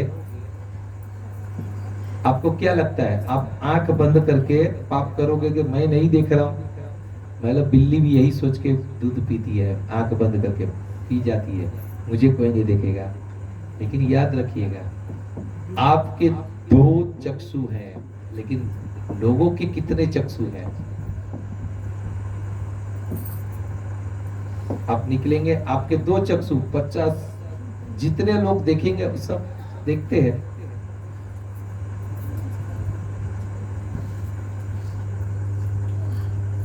एक दिन की मैं आपको घटना बताता हूँ, सत्य घटना है। ये दास जब छोटा था, जिस तरह ये बच्चा है वैसा छोटा था मैं, तो मैं रोज भोलेनाथ को जल चढ़ाने जाता था। अब ये दास को इतना पता नहीं था। अब देखा पापा गमछा लपेट कर जाते, मैं भी बोला, मैं भी सोचा श्रावण का महीना है, मैं भी गमछा लपेट के चला जाऊं।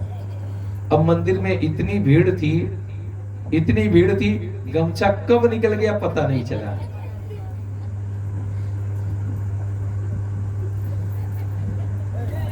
गमछा कब, लेकिन देखो मैं ये बता रहा हूं कितने, अब सब लोग देख रहे हैं। हालांकि मैं तो था शिशु, छोटा सा ही था, अपने पिताजी का अनुकरण करता था। ये मैं बताना चाहता हूं, लोग सब लोग देख रहे थे। मेरे पिताजी को सबने बता रहे, भाई तुम्हारा लड़का तो बिना कपड़ा जल चलाने आ गया था। पापा ने बोला ऐसे किया क्यों? मम्मी को बोलना चाहिए ना कपड़ा पहना दे। मैं आप गमछा लपेट के जाते तो मैं भी सोचा मैं भी गमछा लपेट के जाऊं। अब मैं बोला गमछा कब निकल गया ये मुझे थोड़ी मालूम है। ये मैं जब छोटा था, जब बड़ा हुआ तो मेरी माता मुझे ये बता रही थी। माता जो होती है ना, प्रथम गुरु होती है। कौन?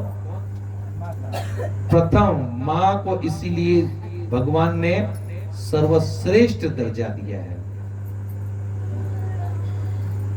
आपकी अगर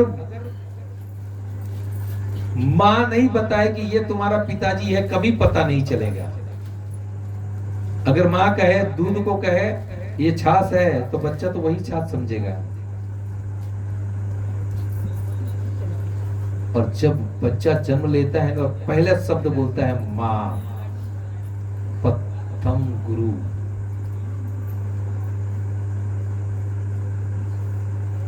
गुजरात के एक कवि हो गए, वो लिखते हैं,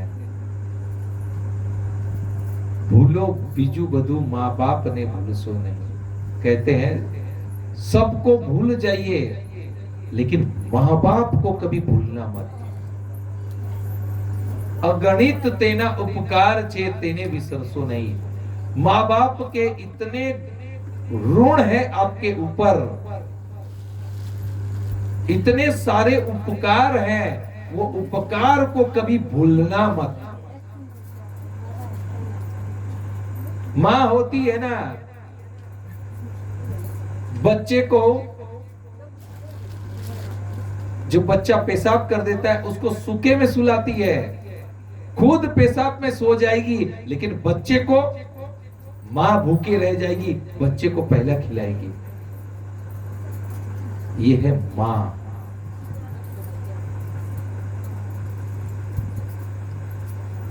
भक्तों, मेरे पास ना एक बार तो मैं 3 घंटा मां के ऊपर कहा था, क्योंकि आश्रम बच्चों का था, वहां महिमा बताना था। मदर डे के ऊपर मुझे बुलाया गया था और कहा प्रवचन दो। देखिए ये दोनों माताएं, बस उनको मिलना चाहिए। आपके लिए एंटरटेनमेंट आ रहा है, ऊपर तैयार हो रहा है। मुझे तो कहा कथा तो छोटी सी, मैं तो कभी फिनिश कर दूं। माँ, अब मैं आपको एक सुंदर कथा सुनाता हूं, सबको बड़ा आनंद आएगा। ये जो पाप है ना, पाप,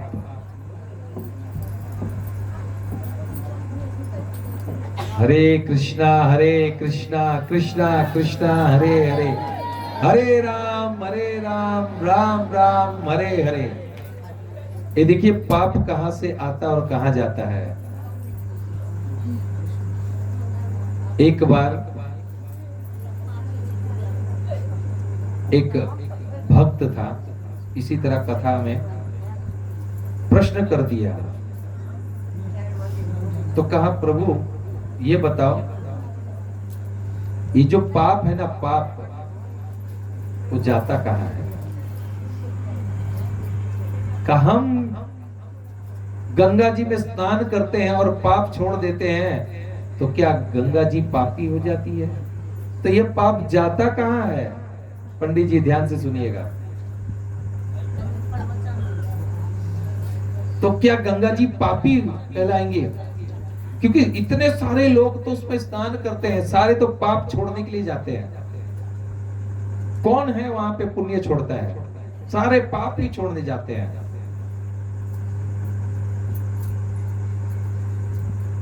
सारे कहते हैं अरे भाई गंगा स्नान कर आए, पाप धुआए, पाप जाता है। तो कहा ठीक है, ये मुझे मालूम नहीं है, मैं मेरे गुरुजी से पूछूंगा। अब ये जो व्यास पीठ पर बैठा था, ये अपने गुरुजी से पूछा। गुरुजी को ही मालूम नहीं था। गुरुजी ने तपस्या किया और तपस्या करके, तपस्या के बल पर मां गंगा के पास पहुंच गया। मां गंगा के पास पहुंचा और मां गंगा से प्रश्न किया,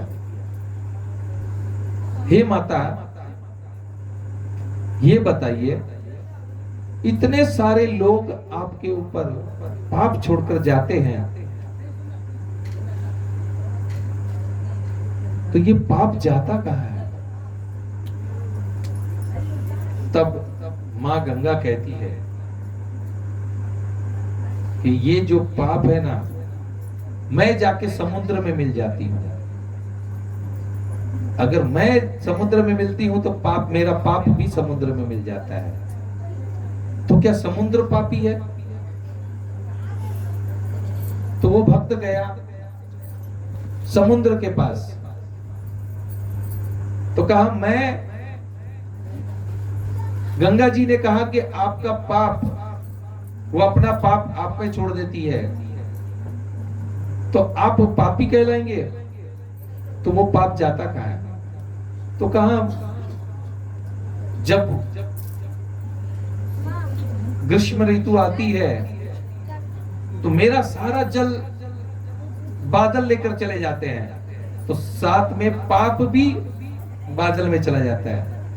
अब वो बादल के पास गए और बादल से कहा, बादल ने कहा जब गर्मी बढ़ जाती है तो मैं तो जमीन में इसे छोड़ देता हूं, तो जब जल जाता है तो साथ में पाप भी जाता है। तो वो पाप कहां आया? मिट्टी में। अब मिट्टी से प्रश्न किया, पृथ्वी से, क्या आप पापी? तो कहा मैं क्यों पापी? जितना भी ये अनाज है और यहां से जितने उत्पन्न होते हैं सारे मेरे ही अंश है। यानी पाप निकल कर कहां गया? वनस्पतियों में, चावल में, गेहूं में, सब्जी में। और वही पाप हम सब रोटी चावल सब बनाकर खाते हैं। तो इसीलिए जब हम भगवान को अर्पण कर देंगे तो ये पाप नहीं कहलाएगा। तो सुदामा सो गए थे और भगवान ने अपने सारथी को,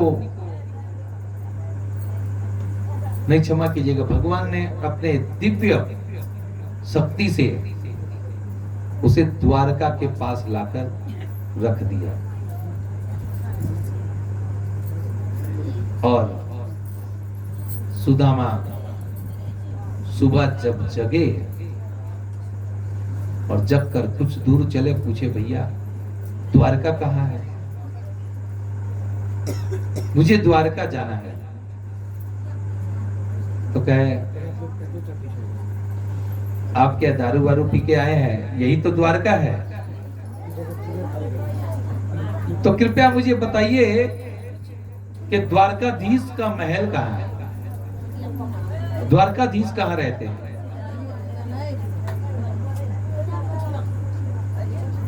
तो कहा आगे से सीधा चले जाइए, वहां पे द्वारकाधीश है। और पहुंच गए द्वारकाधीश के पास,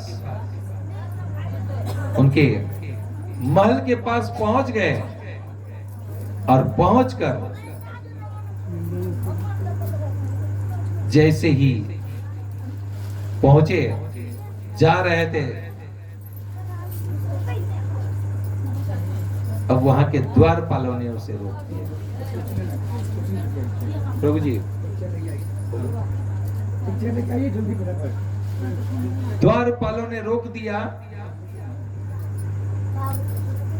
और द्वारपालों से विनती कर रहे हैं, रिक्वेस्ट कर रहे हैं,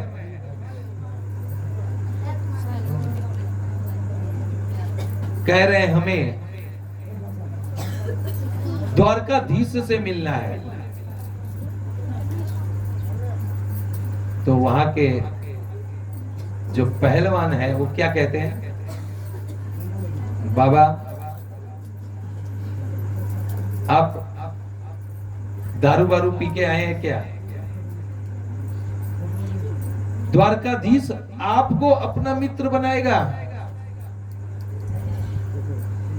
सुध बुध है, राजा है राजा, आपको क्यों बनाएंगे वो?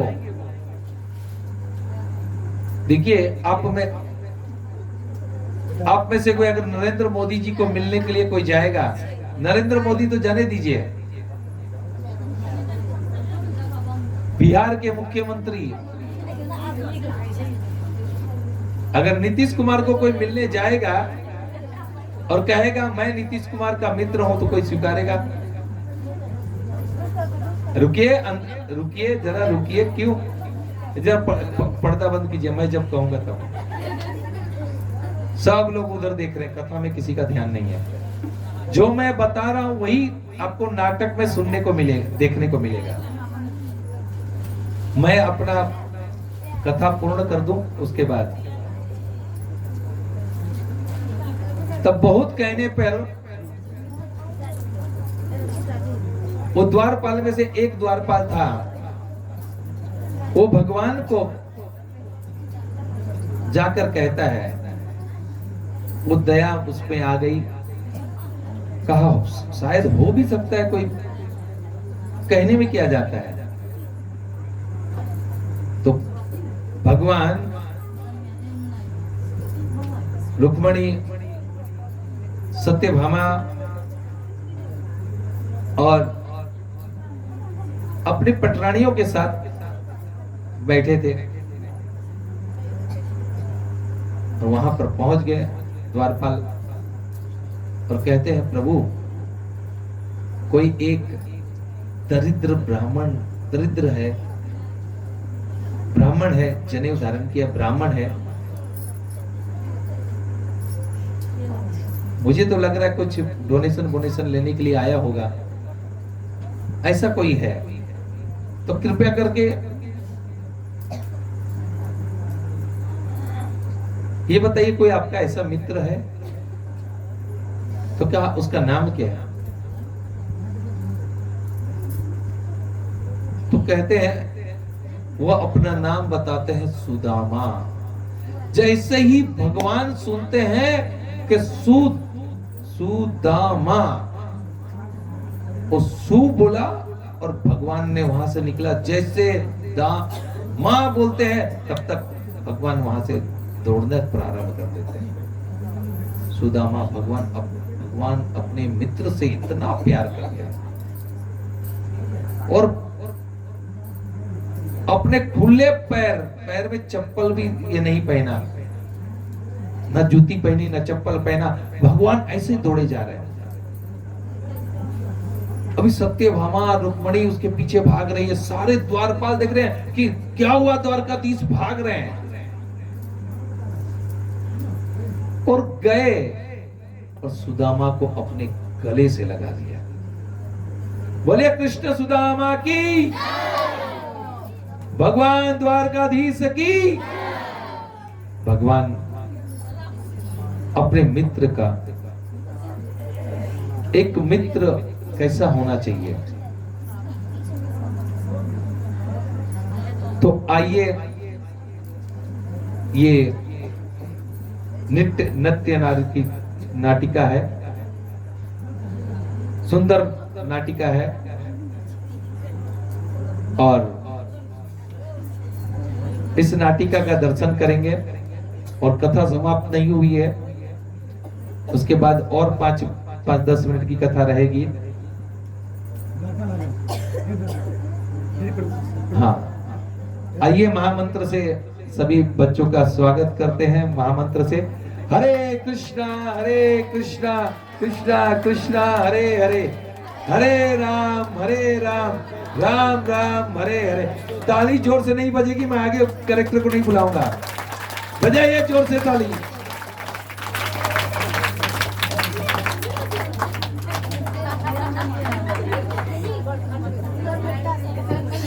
बोलिए सुदामा कृष्ण भगवान की।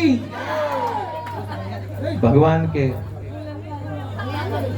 सुंदर मित्रता कैसी होती है इसके बारे में बहुत सुंदर कृष्ण सुदामा का ये है,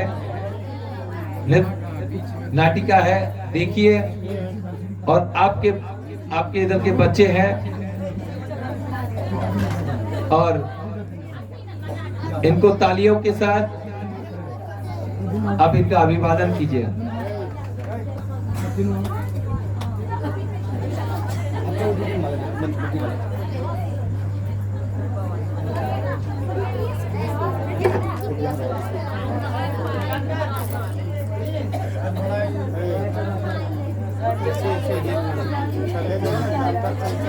हरे कृष्णा कृष्णा कृष्णा हरे हरे, हरे राम राम राम हरे हरे।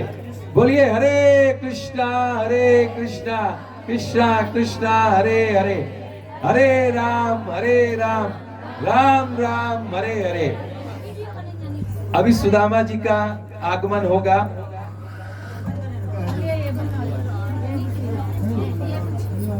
आगे का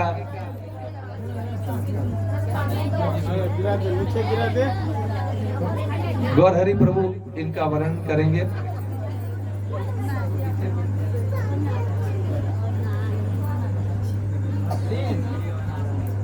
हरे कृष्णा कृष्णा कृष्णा हरे हरे, हरे राम राम राम हरे हरे। तो आज श्रीमद् भागवत कथा के